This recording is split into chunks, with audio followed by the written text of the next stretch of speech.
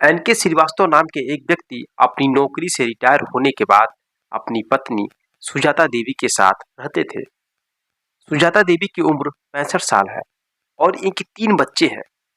पहला बच्चा दिल्ली में, दूसरा बच्चा हैदराबाद और तीसरा बच्चा दुबई में शिफ्ट है।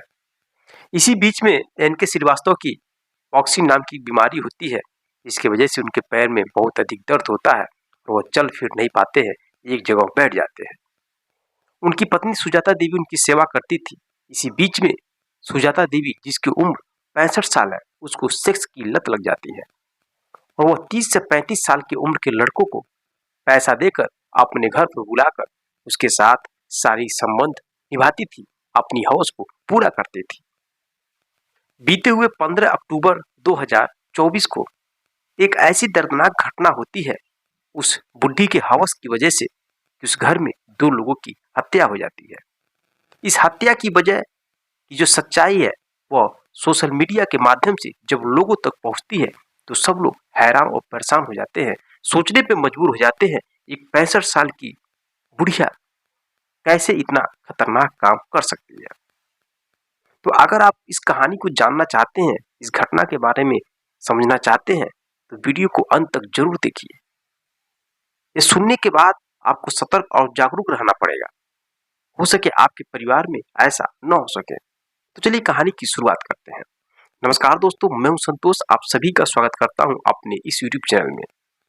दोस्तों, आज की सच्ची घटना बिहार के पटना शहर का थाना पाटलिपुत्र का इलाका नेहरू नगर का रोड नंबर 2 का है। वहीं पर एनके श्रीवास्तव नाम के एक व्यक्ति होते हैं जो मूल रूप से सीवान जिला के थाना नौतन पंचलखी के रहने वाले हैं, लेकिन वो बिहार में नौकरी करते थे और नौकरी करने के बाद जब रिटायर हो जाते हैं तो अपनी पत्नी सुजाता देवी के साथ रहते हैं पटना के पाटलिपुत्र के इलाके में। उनके 3 बेटे होते हैं। तीनों बेटे अलग अलग शहर में शिफ्ट है। जो पहला बेटा है वो दिल्ली में शिफ्ट है और जो दूसरा बेटा है वो हैदराबाद और तीसरा बेटा दुबई में रहता है। अब तीनों बेटे जैसा ही मौका पाते थे वैसे अपने माँ बाप से हाल चाल लिया करते थे।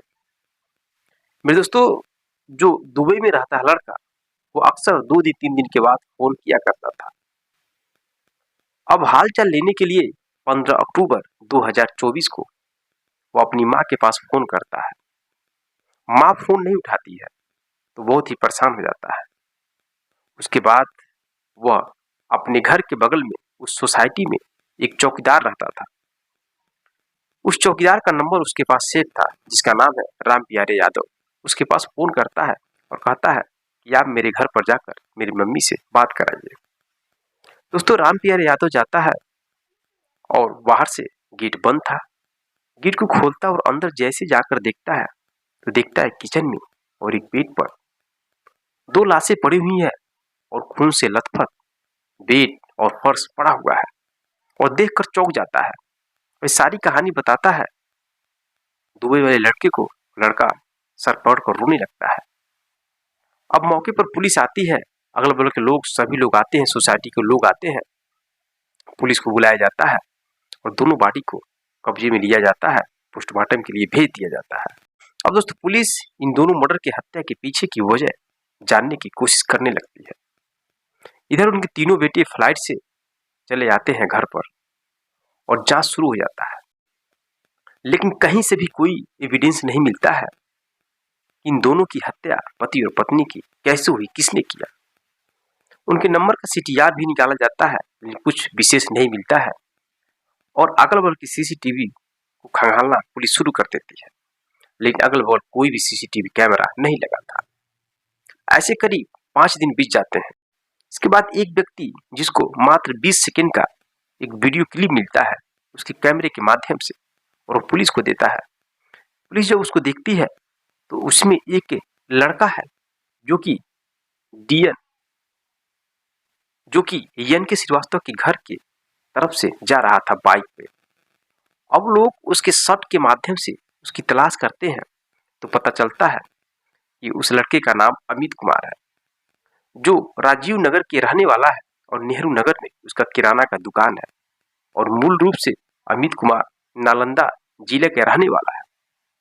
वो बिहार में आकर बिजनेस करता है और किराना दुकान खोलकर चला रहा था। अब अमित से पूछताछ किया जाता है तो अमित पहले तो इस हत्या के पीछे की वजह के बारे में कुछ नहीं बताता है और कहता है कि मुझे कुछ भी नहीं मालूम। लेकिन जैसे पुलिस अपनी सख्ती से पूछताछ करती है और जो महिला सुजाता देवी है उसके मोबाइल नंबर का जो सीटीआर निकाला जाता है तो मैक्सिमम इससे बातचीत होता था।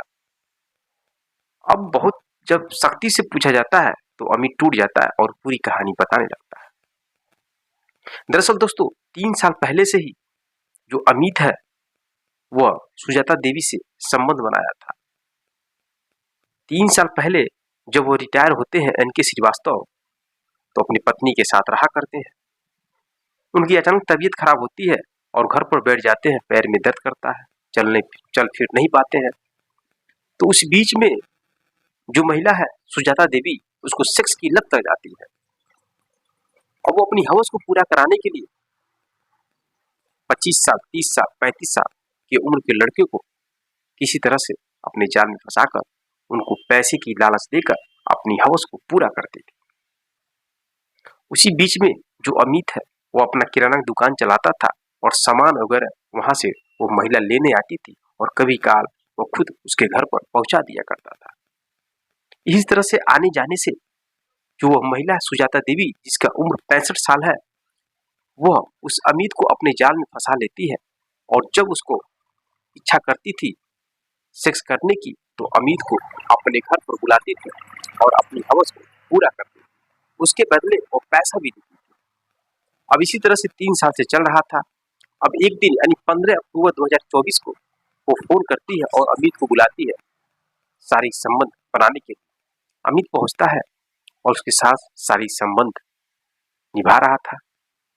उसी बीच में जो सुजाता देवी का जो पति है एनके श्रीवास्तव वह जग जाते हैं और देखते हैं कि कुछ आवाजें आ रही हैं। जैसे किसी भी तरह से व्हील चेयर पर चलाते हुए आते हैं रूम में तो देखते हैं उनकी पत्नी के साथ एक लड़का गलत काम कर रहा है और वो चीखने चिल्लाने लगते हैं ताकि बाहर किसी को आवाज पहुंच जाए और लोग आए। लेकिन लेकिन उनके चीखने की आवाज को बंद करने के लिए जो अमित है उनके पास आता है और उनको नीचे गिराकर उनके मुंह को बंद करता है। फिर भी वो उसके हाथ को काट लेते हैं और चीखते चिल्लाते हैं। दोस्तों इसी बीच में उनकी पत्नी सुजाता देवी जो कि हवस की भूखी थी वह किचन से एक चाकू लाती है और उस चाकू से अपने पति एनके श्रीवास्तव पर कई वार करती है और वार करके उनको मौत की नींद सुला देती है। अब उनको मौत अब वो वहीं पर मर जाते हैं। फिर वह चाकू को धोकर किचन में रखने के लिए चली जाती है और अमित से कहती है तुम घबराओ नहीं, कुछ होगा नहीं। अब यह सब देख करके अमित डर जाता है, सोचता है कि मैं फंसने वाला हूं और मैं जेल के अंदर सड़ूंगा। अब सोचता है कि हो सके जो बूढ़ी औरत है सुजाता देवी मुझे फंसा दे। इस वजह से वह किचन में जाकर उसी चाकू से उस बूढ़ी औरत पर वार करता है और उसका गला काट देता है, उसकी हत्या कर देता है।